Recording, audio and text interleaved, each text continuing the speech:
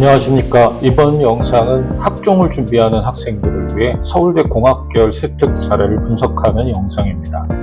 첫 번째 스텝에서는 생명공학과 관련된 개괄적인 정보를 정리해보고, 두 번째 스텝에서는 교육부 세특기재 지침을 기준으로 생명과학 과목의 세특 진술 포인트를 말씀드리겠습니다.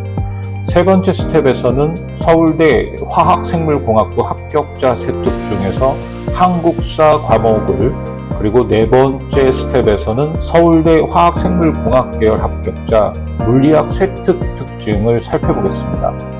다섯 번째 스텝에서는 지구과학 과목을 살펴보고요. 여섯 번째 스텝에서는 국어 과목 세특 및 일곱 번째 스텝에서는 진로활동, 여덟 번째 스텝에서는 횡특의 내용의 특징을 살펴보겠습니다. 구독과 좋아요 그리고 알람은 영상 제작에 힘이 됩니다. 입시와 관련된 문의사항은 댓글을 남겨주시길 바랍니다. 첫 번째 스텝입니다. 생명공학 전공을 원하는 학생들을 위해 최소한의 정보를 먼저 정리해 보겠습니다. 어떤 학생들이 적성에 맞는지, 그리고 개설한 대학들, 선택과목 이수 전략에 대해서 말씀드리겠습니다. 생명공학은 어떤 학생들에게 적성이 맞을까요? 일단 여기서 말씀드리는 기준은 입학사정관이 생기부를 통해 확인하고자 하는 학생들의 특성이라는 점을 유념하십시오. 입학사정관이 우선시하는 말씀을 먼저 드리겠습니다. 첫째, 기본적으로 기초 자연과학에 흥미가 있고 생명현상에 호기심이 있는 학생이어야 합니다. 그리고 두 번째는 학습활동을 통해 자연법칙과 과학적 연구 방법을 이해하고 적용할 수 있는 추론적 판단 능력을 가진 학생이어야 합니다. 마지막으로 생명현상을 객관적으로 보는 관찰력, 논리적 사고, 도전정신, 분석력을 겸비한 학생이라는 점에 입학사정관들은 초점을 맞춰서 생기부를 봅니다. 유사학과는 동물생명공학과, 생체공학정보, 바이오메디컬 학부, 생명화학공학부, 바이오시스템 소재학부, 식품동물생명공학부, 글로벌 생명공학전공, 화학생명공학과, 바이오 및 뇌공학과, 분자생명공학과, 생명나노공학과, 생명정보공학과, 생명환경공학과, 생체공학과, 응용생명공학과, 바이오융합공학과, 바이오테크놀로지 학부, 바이오산업공학과, 식물생산과학부 등이 있습니다. 생명공학과 유사한 학과를 개설한 대학을 말씀드리겠습니다. 서울 지역은 건국대, 경희대, 고려대, 동국대, 삼육대, 상명대, 서강대, 서울대, 서울여대, 성신여대, 세종대, 연세대, 이화여대, 중앙대, 한양대가 개설되어 있습니다.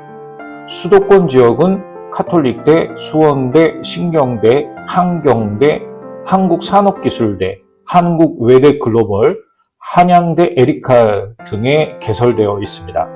지방은 강원대, 경상대, 전남대, 전북대, 제주대, 충남대, 그리고 충북대에 개설되어 있습니다. 현재 학생들이 꼭 참고해야 할 점은 학교 교육과정 선택 과목 중에서 무엇을 선택하는 것이 유리한지 알고 있어야 합니다. 학종에서 전공 적합성과 학업 역량을 정성적으로 평가할 때 교과 이수 과정을 고려합니다. 단순히 등급만 보는 것이 아니라 이수 인원, 평균, 표준 편차 등을 고려해서 평가를 합니다. 그리고 교과 세특을 참고합니다. 가급적 꼭 이수해야 할 고등학교 선택 과목은 첫째, 일반 선택의 경우 미적분, 확률과 통계, 생활과 윤리, 물리학 1, 화학 1, 생명과학 1 등을 이수하는 것이 바람직합니다. 둘째, 진로 선택 과목으로는 기하, 화학 2, 생명과학 2 등을 이수하는 것이 바람직합니다. 두 번째 스텝입니다. 이제 본격적으로 생명공학 세특 작성에 대해 살펴보겠습니다. 고등학교 선생님들은 교육부와 교육청에서 발행한 교과 세특 지침을 따르는 학교들이 많습니다. 생명공학 지망생들에게 가장 중요한 생명과학 1 과목을 중심으로 세특 기록 기준을 설명드리겠습니다. 먼저 평가 과제를 말씀드리겠습니다.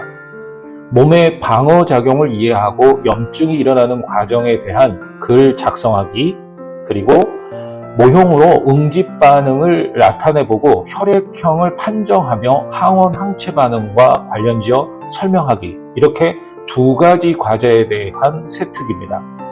여기서 평가하고자 하는 역량은 과학적 사고력과 과학적 탐구 능력, 그리고 과학적 의사소통 능력입니다.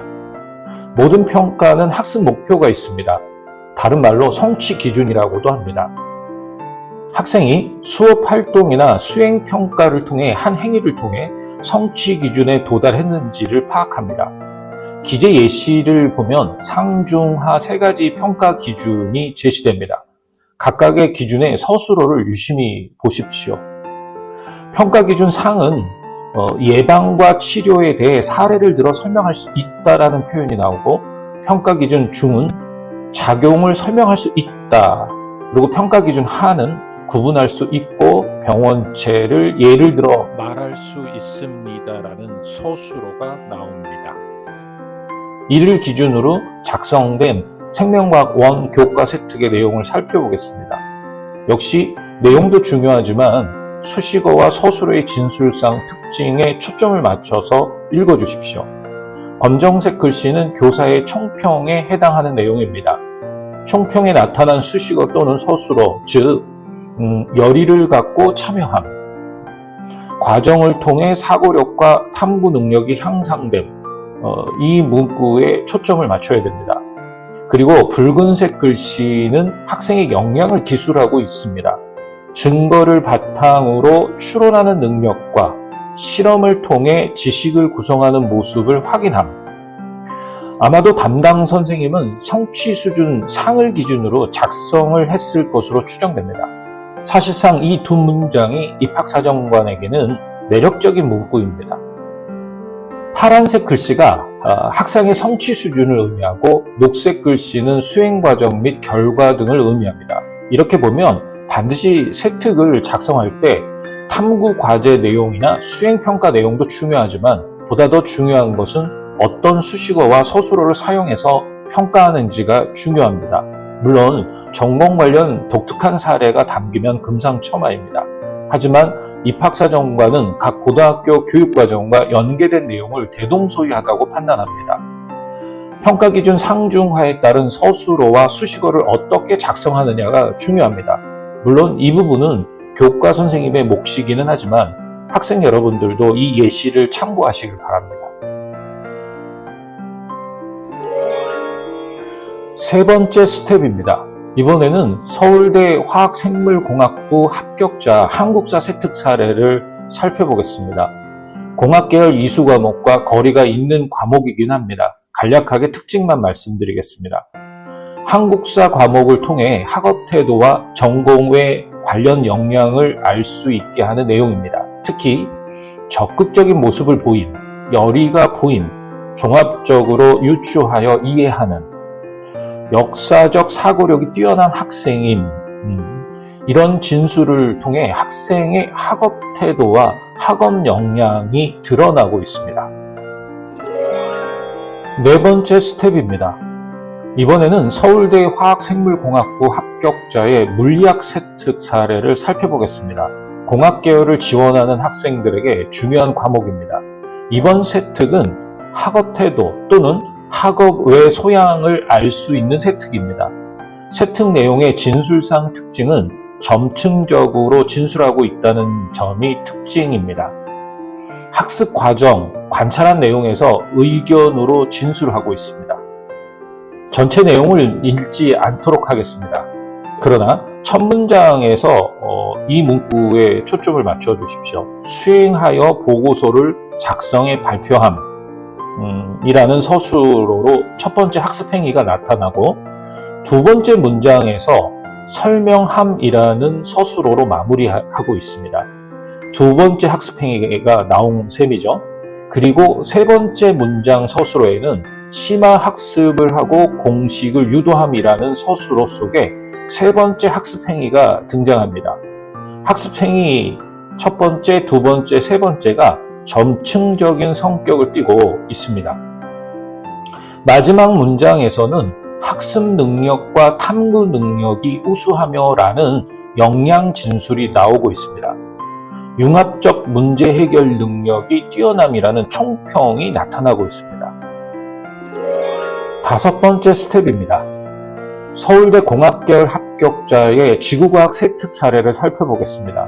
이 지구과학 세특은 교과단원과 연관된 독서 활동 후 독서를 통해 심화 학습을 하고 리포트를 정리하여 선생님께 질문하는 과정을 통해 학생의 탐구력과 심화 학습 역량을 엿볼 수 있는 내용입니다.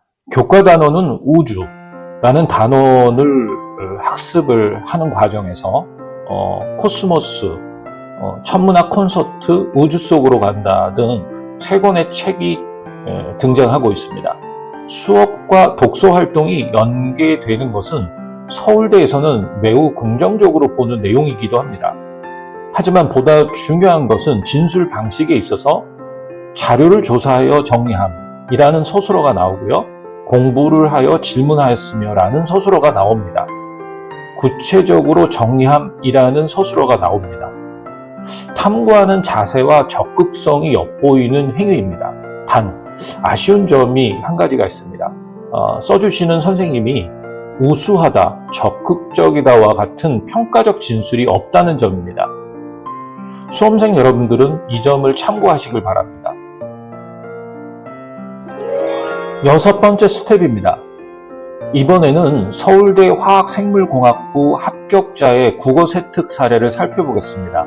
공학계열과 관련이 먼 과목이라고 생각할 수 있습니다. 그러나 전공 분야에 대한 흥미와 관심 정도, 즉 학업 태도 또는 학업 외 소양을 알 수 있는 세특입니다.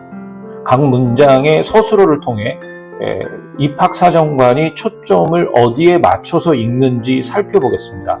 첫 문장에서는 언어 사용의 문제점을 규정하고라는 서술어를, 두 번째 문장에서는 원인을 제시함이라는 서술어를, 세 번째 문장에서는 대안을 모색해야 한다고 주장하는 서술어가 입학사정관의 관심을 갖게 합니다.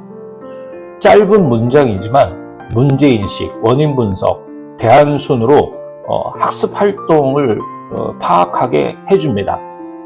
교과서적인 세특이라기보다는 현실적이고 학생다운 대안 제시가 좋은 평가를 받았을 것으로 추정됩니다. 7번째 스텝입니다. 이번에는 서울대 화학생물공학부 합격자의 진로활동 사례를 살펴보겠습니다. 1번 내용은 다른 학생들과 크게 다른 부분이 없어 보입니다. 입학사정관이 갖는 관심 포인트는 비판적 사고와 분석적 사고 능력에 대한 예시를 환경 문제와 미세 플라스틱을 가지고 언급하고 화학공학 전공의 흥미와 탐구 자세를 보여주고 있다는 점입니다. 두 번째 문단에서는 협력을 통한 동반 성장의 보람과 가치를 경험함이라는 문구가 나오는데 이 부분이 입학사정관의 관심 포인트입니다. 또래 학습 나눔은 흔한 활동입니다. 특히 교직을 이수하는 학생들에게 흔히 나타나는 활동이죠. 핵심은 학종 전형을 지원하는 학생이 무엇을 얻었느냐가 중요합니다. 학업 외 소양을 알게 해주는 서술어입니다. 8번째 스텝입니다. 담임이 써준 행특 내용입니다. 공학계열 지원하는 학생답게 담임 선생님은 과학과 탐구라는 단어를 사용해서 뭐뭐를 탐구하며 무엇이 탁월하며 수학적 힘이 매우 좋음이라는 서술어를 서술부에 집중적으로 사용합니다. 입학사정관의 관심을 얻기에 충분합니다. 그리고 내용적으로는 협력관계, 정리, 분석적 역량 등을 표현하였습니다. 이번 영상은 여기까지입니다. 구독과 좋아요 그리고 알람은 영상 제작에 힘이 됩니다. 입시와 관련된 문의사항은 댓글을 남겨주시기 바랍니다. 감사합니다.